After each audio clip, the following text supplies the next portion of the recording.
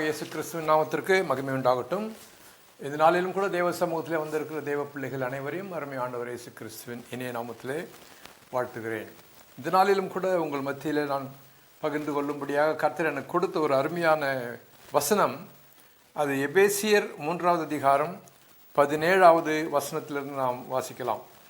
எபேசியர் 3:17 விசுவாசத்தினாலே கிறிஸ்து உங்கள் இருதயங்களில் வாசமாயிருக்கவும் அப்படின்னு எழுதுகிறார்.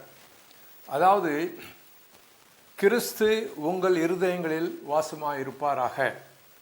பிரியமானவர்களே, கிறிஸ்துவ விசுவாசிகளுடைய இருதயத்தில் கிறிஸ்து வாசம் பண்ண வேண்டும். அதாவது கிறிஸ்துவ விசுவாசிகளுடைய வாழ்க்கையிலே கிறிஸ்து வாசம் பண்ண வேண்டும். ஏதோ பேருக்கு நான் ஒரு கிறிஸ்துவன் அல்லது ஒரு கிறிஸ்துவ குடும்பத்தில் பிறந்தேன், நான் சர்ச்சுக்கு செல்லுகிறேன், பைபிள் வாசிக்கிறேன் என்பது ஒருபுறம் இருக்க, பிரியமானவர்கள், நம்முடைய இருதயத்தில் நம்முடைய வாழ்க்கையில் கர்த்தர் நம்மோடு வாசம் செய்ய வேண்டும், நம்மோடு வாசம் செய்ய வேண்டும். இந்த உலக வாழ்க்கையில் கிறிஸ்து, ஆண்டவராக இயேசு கிறிஸ்து நம்மோடு வாசமாக இருக்க வேண்டும். அது விசுவாசத்திலே வருகிறது.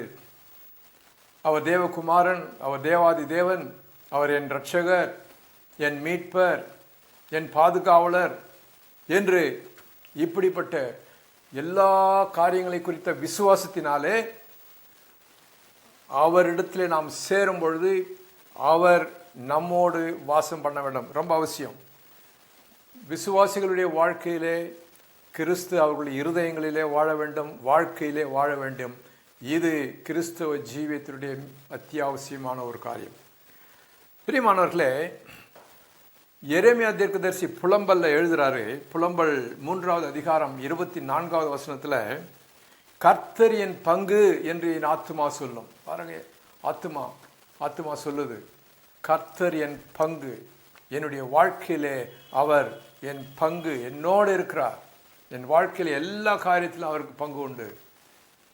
ஆகவே சொல்ற, ஆகையால் அவரிடத்தில் நம்பிக்கை கொண்டிருப்பேன். அவரிடத்தில் ஏன் நம்பிக்கை கொண்டிருக்கிறேன்? என்னுடைய நம்பிக்கை எப்படி உறுதிப்படுகிறது? நான் அவரை விசுவாசிக்கிறேன் என்று எப்படி சொல்ல முடியும்?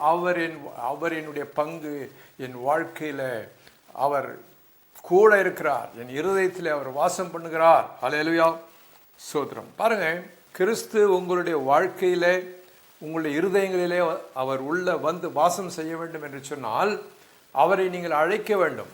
நீங்கள் கிறிஸ்தவ விசுவாசிகளாக இருக்கலாம், கிறிஸ்தவ குடும்பத்தில் பிறந்திருக்கலாம், சபைக்கு போகிறவர்களாக இருக்கலாம், நல்லது. ஆனால் கிறிஸ்து உங்களுடைய இருதயத்திலே வந்து வாசம் பண்ண வேண்டும், உங்களுடைய வாழ்க்கையில் அவர் கூட இருந்து பங்காக இருக்க வேண்டும் என்று சொன்னால் அவரை நீங்கள் அழைக்க வேண்டும். பாருங்கள், வெளிப்படுத்தல் 3வது அதிகாரம் 20வது வசனத்தில் ஆண்டவர் இயேசு சொன்னார். வெளிப்படுத்தல் 3:20, இதோ வாசற்படியில் நின்று தட்டுகிறேன், ஒருவன் என் சத்தத்தை கேட்டு கதவை திறந்தால் அவனிடத்தில் நான் பிரவேசித்து அவனோடே போஜனபானம் பண்ணுவேன், அவனும் என்னோட போஜனம் பண்ணுவான். பார்த்தீங்களா, வாசற்படியில் தான் நின்று தட்டுவார். நம்ம கதவை திறந்தாதான் உள்ள வந்து நம்மோடு ஐக்கியம் கொள்வார். ஆகவே பிரியமானவர்களே, விசுவாசி, கிறிஸ்தவ விசுவாசியுடைய வாழ்க்கையில், இருதயத்தில் இயேசு வாசம் செய்ய வேண்டும், கிறிஸ்து வாசம் செய்ய வேண்டும். அது அவசியம். அப்போதான் அவன் உண்மையான கிறிஸ்துவ விசுவாசி. 2வது, அவர் நம்முடைய வாழ்க்கையிலே வந்து வாசம் செய்ய வேண்டும் என்று சொன்னால் அவரை நாம் அழைக்க வேண்டும். We have to invite him. வாசற்படியில் தட்டுவார், கதவை திறக்கணும், இருதய கதவை திறக்கணும். திறந்தால் அவர் உள்ளே வந்து நம்முடைய வாசம் செய்வார். சரி, அப்போ உள்ளே வந்து வாசம் செய்கிறார் என்று சொல்லும் பொழுது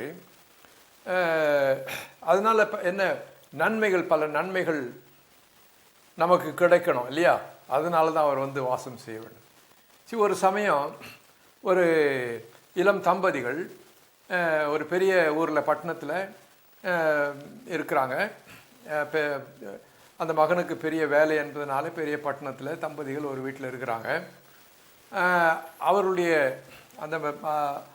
அந்த மகனுடைய தாயார் அவங்க வீட்டில் வந்து கொஞ்ச நாள் வாசம் பண்ணுறாங்க. மகனை பார்ப்பதற்கு வர்றாங்க. பார்க்கும்போது அந்த வீட்டில் தங்கி இருக்கிறாங்க. கொஞ்ச நாள் தான் தங்கி இருந்து போய் விடலாம் என்று சொல்லி வர்றாங்க. ஒரு மாதம் ஆச்சு. சரி நான் போட்டுமான்னு சொல்லும் பொழுது அம்மாவுக்கு போகவும் மனசு இல்லை, மகனுக்கு விடவும் மனசு இல்லை. இருகுமா, இன்னும் கொஞ்ச நாள் இருக்குமா அப்படின்னு சொல்கிறோம். அப்படியே மாதங்கள் வருடங்களாக கழிந்து சில வருடங்கள் கழித்து அந்த தாயார் மரித்து போகிறார். அப்போ அந்த மகன் சொல்கிறார், என் தாயார் எங்கள் குடும்பத்தில் இருந்த இத்தனை வருஷங்களும் எவ்வளவு நன்மையாக எங்களுக்கு இருந்தது, எவ்வளவு நல்ல ஆலோசனைகளை எங்களுக்கு கொடுத்தார், குடும்பத்தில் எவ்வளோ நல்ல உதவிகளை செய்தார். அதனால தான் ஒரு மாதத்துக்காக தான் வந்தாங்க. அவர்களை நான் அனுப்ப எனக்கு விருப்பமில்லை. அவர்களுக்கும் தன்னுடைய மகன் வீட்டில் இருக்க வேண்டும் என்று சொல்லி அவர்களுக்கும் விருப்பம் இருந்தது. ஆகவே எங்களுடைய குடும்பத்துக்கு, இந்த இளம் தம்பதிகளாக எங்களுடைய குடும்பத்திற்கு இந்த அருமையான தாயார் கொடுத்ததான பல ஆலோசனைகள் எங்கள் வாழ்க்கையில் மிகவும் உதவியாக இருந்தது என்று அந்த மகன் சொன்னார். பிரியமானவர்களே, ஆண்டவராக இயேசு கிறிஸ்து நம்முடைய வாழ்க்கையில் வந்து இருக்கும் பொழுது நமக்கு பல நன்மைகள் அப்படி தான் கிடைக்கும். பாருங்கள், வேதத்தில் நாம் வாசிக்கலாம் என்னென்ன நன்மைகள் நமக்கு கிடைக்கும். வேதத்தில் நாம் பார்க்கலாம், வேத வசனத்தின் அடிப்படையில் நாம் பார்க்கலாம். முதலாவதாக பாருங்க, நம்முடைய வாழ்க்கையில் இருக்கிற வெறுமை, வாழ்க்கையில் இருக்கிற இருள் எல்லாம் போகும். இயேசு உங்களுடைய வாழ்க்கையில் வந்தால், தேவ பிரசன்னம் உங்களுடைய வாழ்க்கையிலே நிரப்புமானால், கிறிஸ்து உங்களுடைய வாழ்க்கையில் இருதயத்திலே அவர் வாழ்வானால் உங்களுடைய இருதயத்தில் இருக்கிற இருள், உங்களுடைய வாழ்க்கையில் இருக்கிற வெறுமை எல்லாம் நீங்கி போகும். பாருங்க, ஆதியாகமத்தில், பைபிளுடைய முதல் புத்தகமாகிய ஆதியாகமத்தில் நாம் வாசிக்கிறோம். ஆதியாகமத்தில் பூமி இதை சீரமைக்கும் பொழுது என்ன நடந்தது என்று ஆதியாக முதல் அதிகாரத்தில் 2-3 வசனங்களிலே விதமாக எழுதப்பட்டிருந்தது. பூமியானது ஒழுங்கின்மையும் வெறுமையுமாயிருந்தது, ஆழத்தின் மேல் இருள் இருந்தது, தேவ ஆவியானவர் ஜலத்தின் மேல் அசைவாடி கொண்டிருந்தார். தேவன் வெளிச்சம் உண்டாக கடவுது என்றார், வெளிச்சம் உண்டாயிற்று. ஹல்லேலூயா. பாருங்க, இந்த பூமி முதலாவது எப்படி இருந்ததுன்னா இருள் சூழ்ந்திருந்தது, வெறுமையாக இருந்தது. தேவனுடைய பிரசன்னம் அந்த பூமி மேலே வந்தது, இருளை நீக்கி வெளிச்சம் கொடுத்தார். அதே போல வெறுமையாக இருந்த இந்த பூமியை உயிரினங்களாலும் மனிதர்களாலும் பசுமையான செடி கொடிகளாலும் புஷ்பங்களாலும் கர்த்தர் நிரப்பினார். இன்றைக்கு பூமி நிரம்பி இருக்கிறது. பிரியமானவங்க, வாழ்க்கையில் இன்றைக்கு வெறுமையாக நீங்கள் நினைக்கிறீங்களா? ஐயோ, என் வாழ்க்கை வெறுமையாக இருக்குது, எனக்கு ஒன்றும் இல்லை, ஐயோ பயங்கரமான இருளாக இருக்கிறதே, எதிர்காலம் எனக்கு தெரியலையே, நான் என்ன செய்வேன்? பிரியமானவர்களே, ஆண்டவராக இயேசு கிறிஸ்துவை உங்களுடைய இருதயத்தில் வந்து வாசம் பண்ணும்படியாக அவரிடத்தில் ஜெபிங்க. இயேசு கிறிஸ்து உங்களுடைய வாழ்க்கையில் வருவாரானால் உங்களுடைய வெறுமை எல்லாம் நீங்கி போகும். உங்களுடைய எதிர்காலம் இருளாக இருக்காது. உங்களை வெளிச்சத்தில் இயேசு நடத்துவார். ஆமேன். ஹல்லேலூயா. ஸ்தோத்திரம். பாருங்க, அதே நேரத்தில் இது பூமி மேலே இருள் இருந்தது, அதில் வெளிச்சம் உண்டாக்கினார். இது physical darkness remote and physical light game. ஆனால் ஆவிக்குரிய இருளையும் இயேசு போக்குகிறார். இயேசு இந்த உலகத்தில் பிறந்த பொழுது என்ன நடந்தது என்று லூக்கா சுவிசேஷகன் எழுதுகிறாரு. அந்தகாரத்திலும் மரண இருளிலும் உட்கார்ந்து இருக்கிறவர்களுக்கு வெளிச்சம் தரவும், நம்முடைய கால்களை சமாதானத்தின் வழியிலே நடத்தவும், அந்த இரக்கத்தினாலே உன்னதத்திலிருந்து தோன்றிய அருணோதயம் நம்மை சந்திக்கிறது. உன்னதத்திலிருந்து வந்து தேவகுமாரனாக இயேசு கிறிஸ்து இந்த பூமியிலே வந்து அருணோதயமாக அவர் மனுக்குலத்தை சந்திக்கிறார். மனுக்குலம் அப்பொழுது இருளிலே ஒரு மீட்பு இல்லாமல் தங்களுடைய ஆத்மாவிலே ஆவிக்குரிய ஜீவத்திலே இருள் அடைந்தவர்களாக காணப்பட்டார்கள். இயேசு வந்து அவர்களுக்கு ஒரு ஆவிக்குரிய ஜீவத்திலே வெளிச்சத்தை கட்டளையிட்டார். எப்படி இந்த உலகத்தில் தேவனுக்கு பிரியமாக வாழ்வது, கடவுளுக்கு பிரியமாக எப்படி வாழ்வது, எப்படி இந்த வாழ்க்கைக்கு பிறகு வாழ்க்கையின் மூலமாக பரலோக ராஜ்யத்தை அடைவது என்ற காரியங்களை இயேசு கிறிஸ்து மனுக்குலத்துக்கு கொடுத்தார். ஹல்லேலூயா. ஆகவே உங்களுடைய வாழ்க்கையில் உங்களுக்கு ஒரு நம்பிக்கை இல்லை என்றால், மறுமையை குறித்து ஒரு நம்பிக்கை இல்லை என்றால், இயேசு உங்களுடைய வாழ்க்கையில் வரும்போது உங்களுக்கு உங்கள் மறுமையை குறித்த ஒரு நம்பிக்கை வரும். இயேசு நிச்சயமாக என் உள்ளத்திலே வாசம் பண்ணும்போது எனக்குள்ளே ஒரு வெளிச்சம் இருக்கிறது. அது என்னுடைய வாழ்க்கை உலக பிரகாரமான வாழ்க்கைக்கு மாத்திரமல்ல, என்னுடைய வாழ்க்கை ஆவிக்குரிய வாழ்க்கையிலும் வெளிச்சம் உண்டாகிறது என்று சொல்லி உங்களுக்கு ஒரு நம்பிக்கை வரும். அல்லேலூயா, ஸ்தோத்திரம். அது மாத்திரமல்ல, பாருங்க, இயேசு உங்களுடைய வாழ்க்கையில் இருக்கும் பொழுது வாழ்க்கையில் வருகிற அநேக புயல்கள், அநேக கடும் புயல்கள், சூறாவளிகள், பிரச்சனைகள் எல்லாம் வரும் பொழுது, இயேசு உங்களுடைய வாழ்க்கையில் இருக்கும் பொழுது, ஆண்டவரே இந்த பிரச்சனை, இந்த புயல் அடிக்குதே என்று சொல்லும் பொழுது அவர் அதை அமர்த்துவார். புயல் அடங்கும், பிரச்சனைகள் நீங்கி போகும். இயேசு உங்களுடைய வாழ்க்கையில் இருக்க வேண்டும்.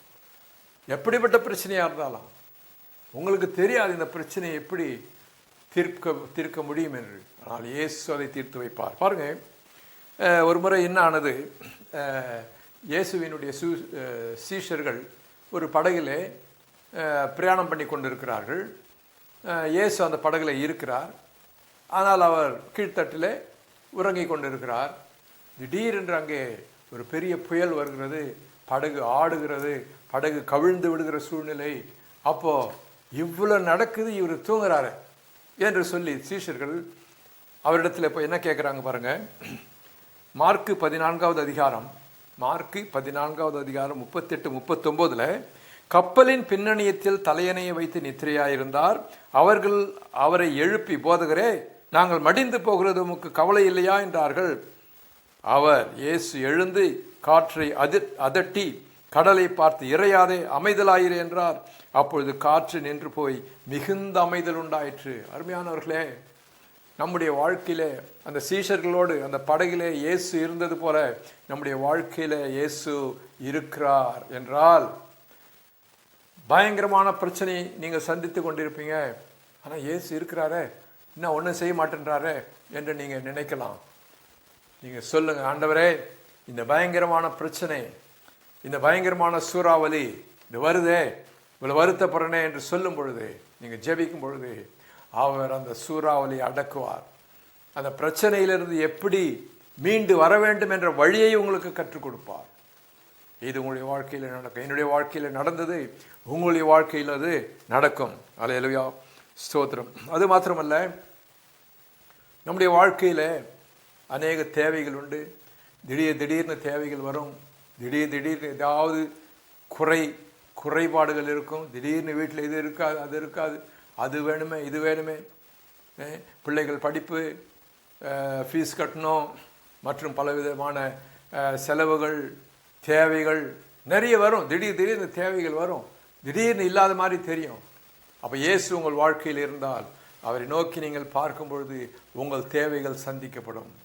அப்படிதான் ஆண்டவராக இயேசு கிறிஸ்து இருந்த பொழுது கானா ஊர் என்ற இடத்துல ஒரு கல்யாணத்தில் இயேசுவும் அவருடைய சீஷரும் அழைக்கப்பட்டார்கள்.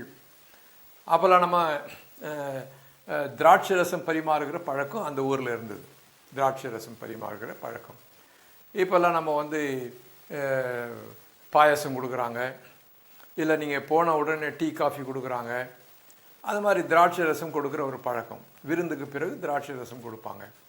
அப்போது அந்த கல்யாணத்தில் திராட்சை ரசம் பரிமாறி கொண்டிருந்தாங்க. திராட்சை ரசம் தீர்ந்து போச்சு.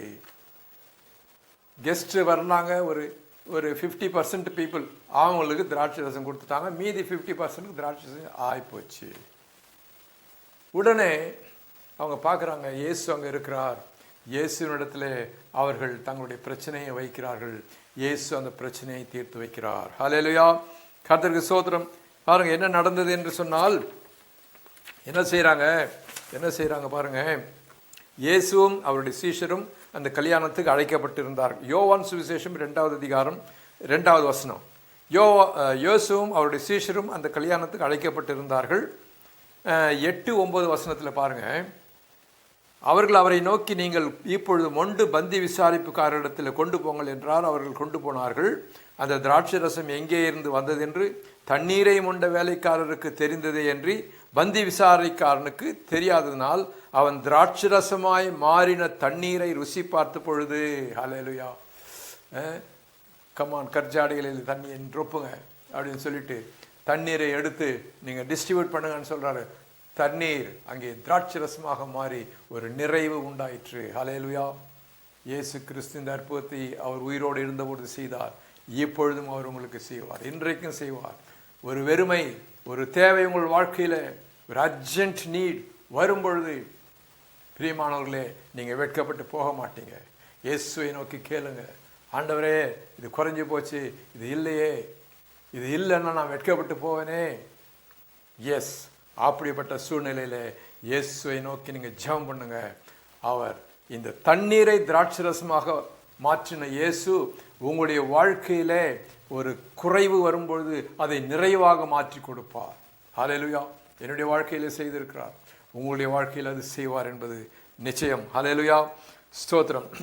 பாருங்க, அதே நேரத்தில் இந்த நாட்களில் ஜனங்க இந்த சாபத்தை குறித்து ரொம்ப பயப்படுறான். ஐயோ, எனக்கு வெள்ளி சூனி வச்சுட்டாங்க, எனக்கு மந்திரவாதம் பண்ணிட்டாங்க, என்னை சபிச்சிட்டாங்க, அதனால தான் இப்படி என் வாழ்க்கை இப்படி இருக்குது. பிரியமானவர்களே, இயேசு உங்கள் வாழ்க்கையில் இருந்தால் எந்த சாபமும் உங்களை அணுகாது. இயேசு உங்களுடைய இருதயத்தில் இருந்தால், இயேசு உங்கள் பங்காக இருந்தால், இயேசு உங்கள் வாழ்க்கையாக இருந்தால், எந்த ஒரு சாபத்தையும், ஒரு சாபம் வரும்போது, உங்களை தாக்க வரும்போது அது யார்கிட்ட வரும்? இயேசு உங்கள் பங்கு, இயேசு உங்களோடு இருக்கார். சாபம் அவர் மேலே வரும், வந்துச்சுன்னா அவரை தாக்குமா? தாக்காது. ஆகவே இயேசு உங்கள் பங்காக இருக்கும் பொழுது, இயேசு உங்கள் வாழ்க்கையில் இருக்கும்போது எந்த சாபமும் மந்திர சக்தியும் உங்கள் மேலே வேலை செய்யாது. ஹல்லேலூயா, ஸ்தோத்திரம். பாருங்க, இஸ்ரவேல் மக்களுக்கு விரோதமாக மந்திரம் செய்ய, தந்திரம் செய்ய ஒரு பெரிய ராஜா முயற்சி செய்த போது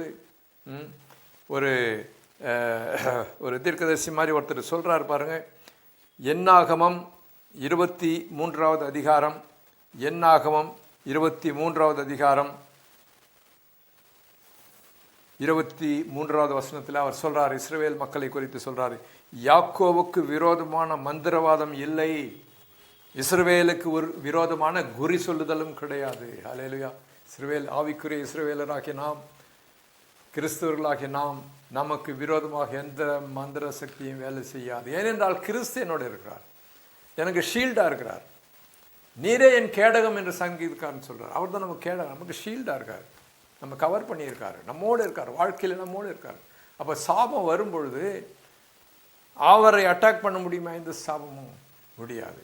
ஆகவே கிறிஸ்தவ விசுவாசிகளே, எந்த சாபமும் உங்களை அணுகாது, தைரியமா இருங்க. ஹல்லேலூயா, ஸ்தோத்திரம். அதே நேரத்தில் பாருங்க, இந்த உலக வாழ்க்கையிலே, நம்முடைய வாழ்க்கையிலே இயேசு நம்மோடு இருக்கும் பொழுது, நம்முடைய இருதயத்திலே அவர் வாசம் செய்யும் பொழுது, அவரோடு நாம் அனுதினமும் நடந்து வாழ்ந்து இந்த அனுபவத்துக்குள்ளே நாம் போனால்தான் இந்த உலகத்தை விட்டு நாம் கடந்து போகும்பொழுது பரலோகத்தில் அவரோடு என்றென்றுமாய் வாழுவோம். பரலோகத்தில், மோட்சத்தில் இயேசுவோடு நீங்கள் வாழ போகிறீங்க. அங்கே நீங்கள் வாழ போகிறீங்கன்னா இந்த உலகத்தில் நீங்கள் அவரோடு வாழ வேண்டும். இந்த உலகத்தில் அவரோடு நீங்கள் வாழாமல் மோட்சத்தில் போயிட்டு அவரோடு நீங்கள் வாழ முடியாது. ஹல்லேலூயா, ஸ்தோத்திரம். ஆகவே ஒரு கிறிஸ்தவனுடைய வாழ்க்கையில், விசுவாசியுடைய வாழ்க்கையில் இயேசு வாசம் செய்ய வேண்டும், அவரோடு நாம் வசிக்க வேண்டும், ஒரே வீட்டில் வசிக்கிற மாதிரி வசிக்க வேண்டும். எப்படி அந்த தாயார் மகனுடைய வீட்டில் வந்து அந்த இளம் தம்பதிகளுக்கு உதவி செய்து அந்த வீட்டில் இருந்தாங்களோ, அப்படி நம்முடைய கர்த்தர் நம்மோடு இருந்து, நம்முடைய வாழ்க்கையில் இருந்து பல உதவிகளை நமக்கு செய்து நம்மோடு இருந்து, அப்பொழுதுதான் அவர் நம்மோடு இருந்து நாம் அனுபவப்பட்டு பழக்கப்பட்டால்தான் பரலோகத்தில் அவரோடு இருக்க முடியும். இல்லைன்னா இங்கே அவருக்கு நமக்கு எந்த சம்பந்தம் இல்லைன்னா அங்கே போயிட்டு எப்படி வாழ்வோம்? அவர் எப்படிப்பட்டவர், நம்ம எப்படிப்பட்டவங்க? பிரியமானவர்களே, அவர் பரிசுத்தர். இந்த உலக வாழ்க்கையில் நாமும் பரிசுத்தமாக வாழ வேண்டும் என்று கர்த்தர் விரும்புகிறார். அப்போ தான் நம்ம பரிசுத்தமான பரலோகத்துக்கு போக முடியும். ஆனால் அது எப்படி? இந்த உலகத்தில் ரொம்ப கஷ்டமாச்சே, பரிசுத்தமாக நீதியாக வாழ கஷ்டமாச்சு.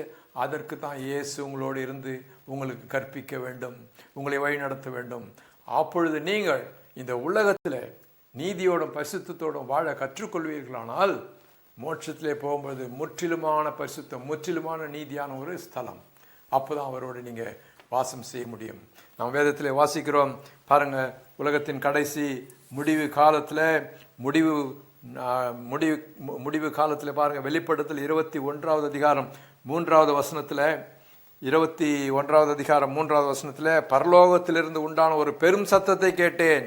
அது இதோ மனுஷர்களிடத்தில் தேவனுடைய வாசஸ்தலம் இருக்கிறது, அவர்களிடத்திலே அவர் வாசமாயிருப்பார், அவர்களும் அவருடைய ஜனங்களாயிருப்பார்கள், தேவன் தாமே அவர்களோடு இருந்து அவர்களுடைய தேவனாயிருப்பார் என்று சொல்லப்பட்டிருக்கு. ஹல்லேலூயா. இதுதான் பரலோகத்தினுடைய ஒரு வாழ்க்கை. தேவன் நம்மோடு இருந்து பிசிக்கலாகவே முகமுகமாய் நம்மோடு. இப்போ நம்ம விசுவாசத்திலே அவர் வாசம் செய்கிறார். முதல்ல நம்ம அந்த வசனத்தில் என்ன பார்த்தோம்? விசுவாசத்தினாலே கிறிஸ்துவங்களோடு வாழ வேண்டும்.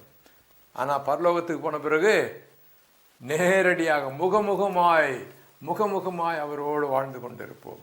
அவரை முகமுகமாய் பார்ப்போம், நேரடியாக பார்ப்போம், நேரடியாக அவர் நம்மோடு வாசம் செய்வார்.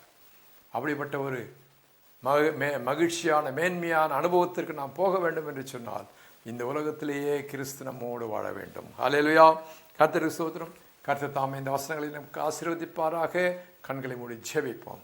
எங்கள் அன்பின் ஆண்டவரே, உமக்கு ஸ்தோத்திரம். இந்த நாளிலும் கூட கர்த்தாவே, இந்த வசனத்தை கேட்ட பிள்ளைகளை ஆசீர்வதியும். இந்த உலகத்தில் கர்த்தாவே இயேசுவே நீர் அவர்களுடைய வாழ்க்கையிலே பங்காக இருந்து அவர்களோடு வாழ வேண்டுமாய் நாங்கள் அழைக்கிறோம் சுவாமி.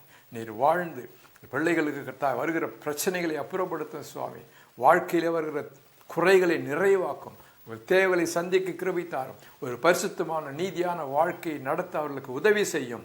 அப்பா, இந்த உலகத்தில் நாங்கள் இப்படியாக நாங்கள் அந்த அனுபவத்தோடு இருந்து கடைசியில் மறுமையில் வரும்பொழுது பரலோகத்தில் உம்மோடு என்றென்றும் ஜீவிக்க கர்த்தர் கிருபை தருவீர். அதற்காக உமக்கு ஸ்தோத்திரம். ஆண்டவராக இயேசு கிறிஸ்துவின் இனிய நாமத்தில் இந்த ஜெபங்களை ஏறெடுக்கிறோம். நல்ல பிதாவே, ஆமேன், ஆமேன்.